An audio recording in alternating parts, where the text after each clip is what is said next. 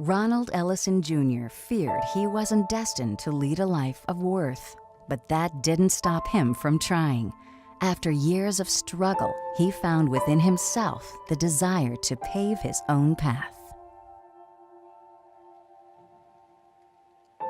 I grew up in a low-income household in San Francisco, California. I grew up as a stereotypical black male that you see on TV. Lived off welfare, grew up in a single-parent home, was an athlete, and tried to sell illegal substances. I tried to be a thug. I would wear baggy pants, clothes, and just try to do anything to hide the fact that I was skinny. My waist was a 32, and I would wear a size 40 and 3X t-shirts. I would wear do-rags, earrings, chains, gold teeth. Okay, they weren't really gold teeth, but they were foil, and I couldn't really afford gold teeth. Growing up was hard because we didn't have much. Food was never in our house. I swear, it's like Survivor living in our house. We used to have to hide food just to eat. You would find food in the randomest places. Boxes of cereal in the wash machine, drinks under the couch. We would try to get real creative hiding it from each other. I remember going to the refrigerator and playing peekaboo with it, opening it and closing the door, thinking something magically was going to appear.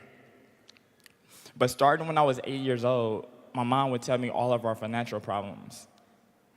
Things like we were about to get evicted because we couldn't pay rent, or how we would have random blackouts because we couldn't pay our electricity. As the oldest, I felt I was forced to grow up and try to help out around the house. At the age of 12, I started selling newspapers, anything that I could do to try to make some money. I later learned that I couldn't really do that because the boss tried to keep one of my checks, so I quit. I tried selling Pokemon cards, Yu-Gi-Oh cards. I even gambled. I even played cards, dice, video games, you name it. But my success was based on odds that I cannot control. So why did I do these type of things to make money? Because employers didn't want to hire me because I lacked experience. It made no sense to me why they wouldn't hire me so I can gain experience. But I guess that's how it is now. I became lost and I didn't really know what I wanted to do. I didn't know if I was good. I didn't know what I was good at, so I didn't particularly have any passion for anything. All I know is I wanted to help my mom out.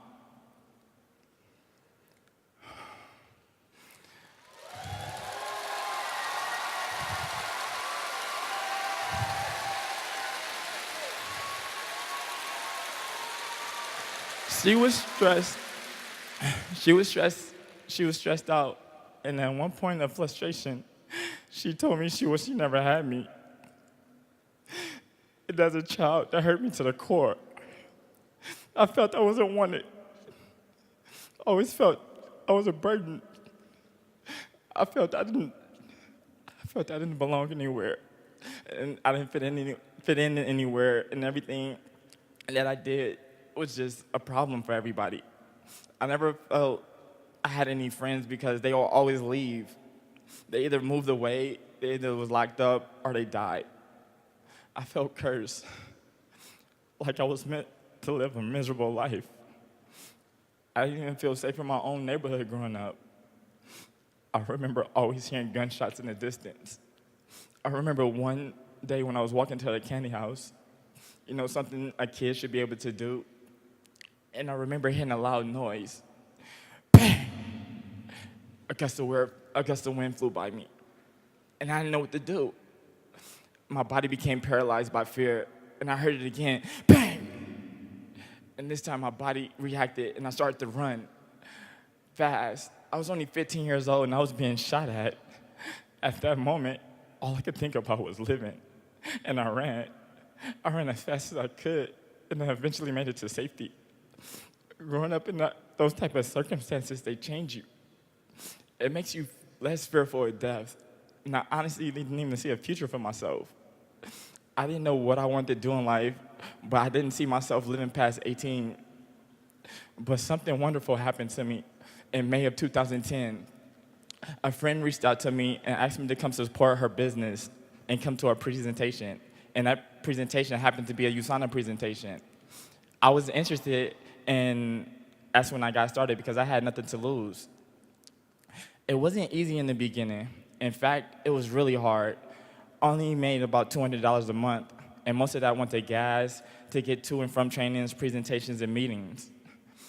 I didn't make anything for the first few years of building. A lot of people counted me out and said that I would never get promoted and written me off as a lost cause.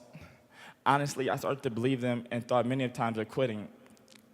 But if your goal is to help people, who are you helping by quitting? Quitters never win, and winners never quit.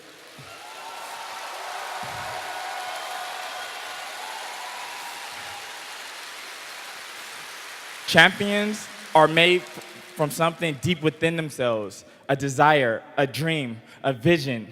Champions have the skill in the will, but the will must be stronger than the skill. So if I wanted to give hope and inspire others one day, I had to find a way to ignite the fire within myself and keep moving forward, because that's how winning is done.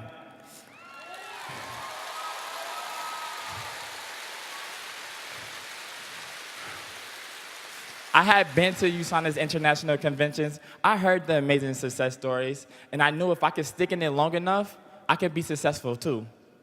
I am not where I want to be yet, but I'm moving forward and getting closer every year.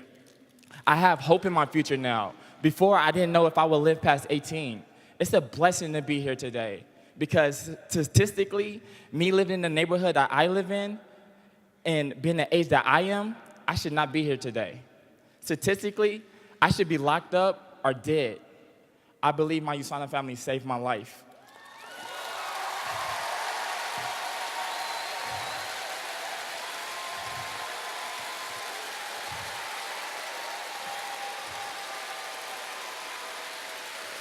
When I was a kid, I didn't see myself ever leaving the place I was confined in because that neighborhood had problems with every other neighborhood. And if I left that area, I could have been killed.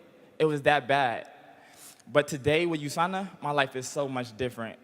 I have been to a Diamond University where I was able to see the long-term success and vision of success from others.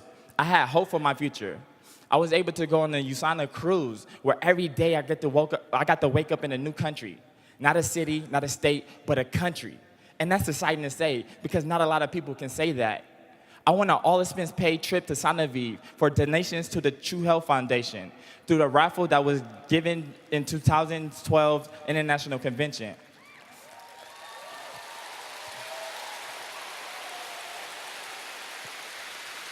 I get to travel every year to Utah and celebrate my birthday with everybody here. And my birthday was August 25th.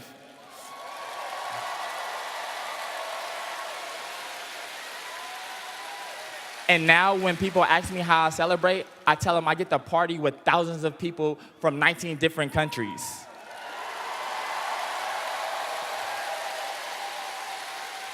And that sounds pretty awesome to me.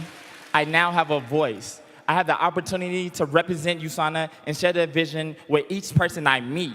I get to use my voice now and tell other people the USANA way of life. I am not a top producer in USANA yet, but USANA has rewarded me in so many ways over the last 4 years. I can't even begin to express the changes that has happened in my life. I'm happier than I ever was before. My family even says they see me smile now, where before I didn't. I have a direction and purpose now, and I have a way to give back to others. Most importantly, I find a way to improve the lives of my family.